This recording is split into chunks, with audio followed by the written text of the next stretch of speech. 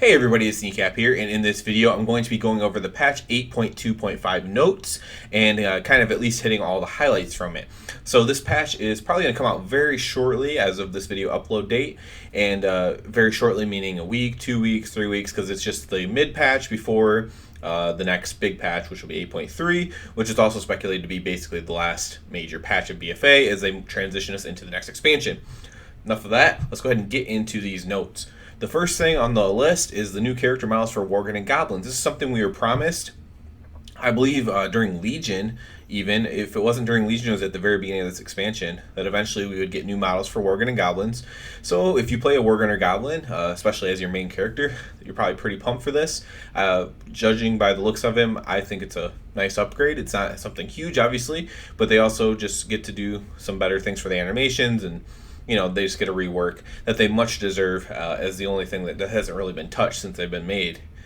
We also have the WoW 15th anniversary event. So the anniversary is November 15th. So this patch will likely be out before November 15th, but this won't go active until the 15th of November. That's when we get like the coin that helps us level and stuff like that.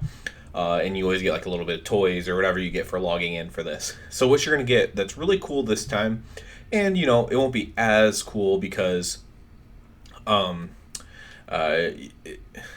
this could release at a different time. I don't know if this releases with the patch, but what you'll get is a cool looking mount, basically, right?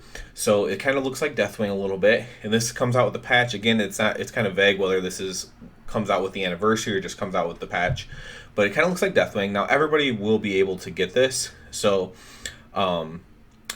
basically you will have to just do raid finder raids with some new things, and once you complete all 3 of them, you will be able to get this mount. So it's not anything special or rare. It's meant for everybody to get, but it still does look really cool. So you'll see a lot of them probably because it is so easy to obtain, and I'm fine with that.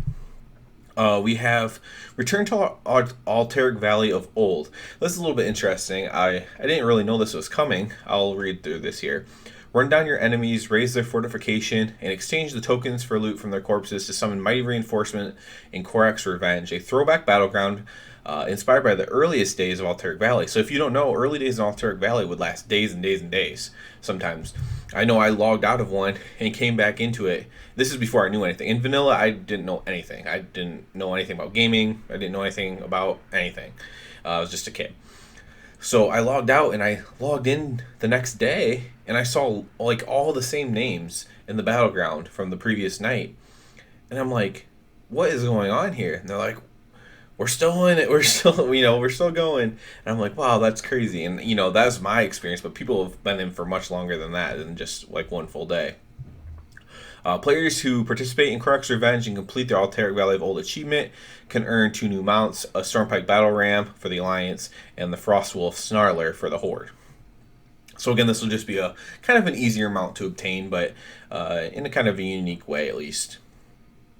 There's new stories and adventures available across Azeroth. I don't know if that just means, since it says across Azeroth, this could be in all kinds of zones, I guess. So I'm looking forward to that. I love quests and lore, so we'll see what that's all about, I guess. The war campaign does conclude, as I said at the beginning. This is going to be kind of the last patch before 8.3, so it's going to end the war campaign finally, which is basically the storyline.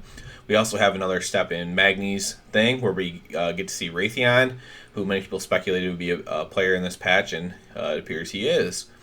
The party syncs being introduced as well with this, and so you'll be able to party sync's a new feature. I'll just read it. That makes it easier than ever for friends to party up and quest together. When players activate party sync, everyone in the party becomes aligned to the same quest state and phase. By mousing over a quest in your tracker, you can see who's on the given quest, what their progress is, and who's ready to turn in. You also have access to a replay quest feature that allows players who have already completed certain quests to replay those quests with their friends for rewards that are appropriate to their current level, regardless of the original level of the quest. Quests can be replayed for rewards once a day.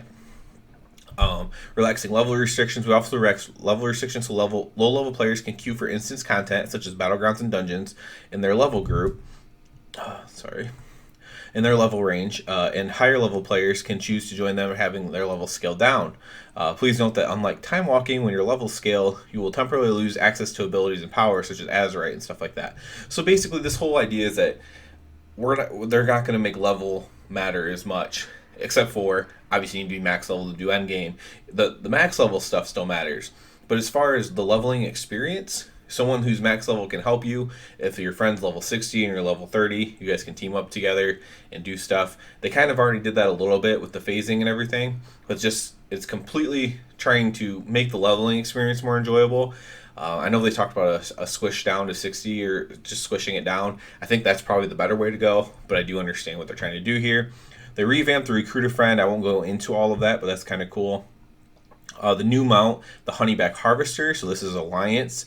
It's a really cool B mount, so that's what everybody was waiting for as far as that goes. They do have a new time walking raid coming out, the Firelands. They've been doing the time walking raids, progressing them more and more out. Again, time walking is just, I think it's kind of outplayed itself a little bit. They didn't make it cool enough. Maybe they'll put better rewards in it or something. I don't know what they could do to make it better, but holiday updates. Lunar Festival got a revamp, so Lunar Festival will be a little bit more cool, I guess. And I won't get into all the class changes. There's not very many, honestly.